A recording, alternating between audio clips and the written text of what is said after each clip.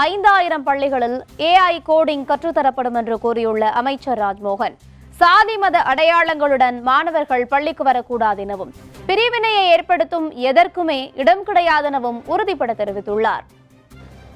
TN spark போன்ற செயல் திட்டங்களை முன்கொடுத்து வெறும் கூட்டல் கழித்தல் மதிப்பெண்கள் மனப்பாட பகுதி அதை மட்டும் படித்துக் கொண்டிருந்த குழந்தைகளினுடைய தலைமுறையை மாற்றி அவர்களுக்கு artificial intelligence, cognitive AI, coding, Python, J2E மற்றும் virtual reality, augmented reality, HTML போன்ற விஷயங்கள்லாம் தொடக்கமாக 5000 பள்ளிக்கூடங்களை தொடங்குவதற்கான வேலையும் நான் சொல்லியிருக்கிறோம். அதன் பிறகு தமிழ்நாடு முழுக்க கோடிங்கை இந்த பள்ளிக்கூட மாணவர்களுக்கு கொண்டு போய் கொடுத்து இந்த கோடிங்கை அவர்கள் படிப்பதற்கான அந்த ஒரு வசதி வாய்ப்பும் ஏற்படுத்துவதற்கான போன்ற பல்வேறு விஷயங்கள் இந்த விரிவாக ஆலோசிக்கப்பட்டது.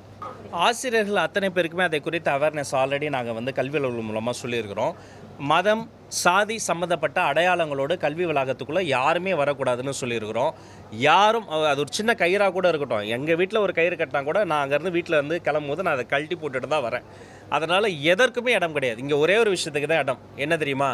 சமூக நீதி. இங்கே ஒரே ஒரு விஷயத்துக்கு தான் வாய்ப்பு, என்ன தெரியுமா? அறிவியல். இங்கே ஒரே ஒரு விஷயம் மட்டும் தான் இலக்கு, என்ன தெரியுமா? அடுத்த தலைமுறை போன தலைமுறையை விட இன்னும் கல்வியில் சிறப்பாக வரணும். மற்ற மாநிலங்களை விட நல்லா இருக்குது, சந்தோஷம். ஆனால் மற்ற நாடுகளை விட இன்னும் சிறப்பாக வரணுங்கிற இலக்கு வச்சு போகிறோம். அதனால் இங்கே பிரிவினையை தூண்டக்கூடிய, வேற்றுமை வளர்க்கக்கூடிய எதுவாக இருந்தாலும் இங்கே இடம் இல்லை. ஒற்றுமை வளர்க்கக்கூடிய எதுவாக இருந்தாலும் வாங்க, இடம் இருக்குது.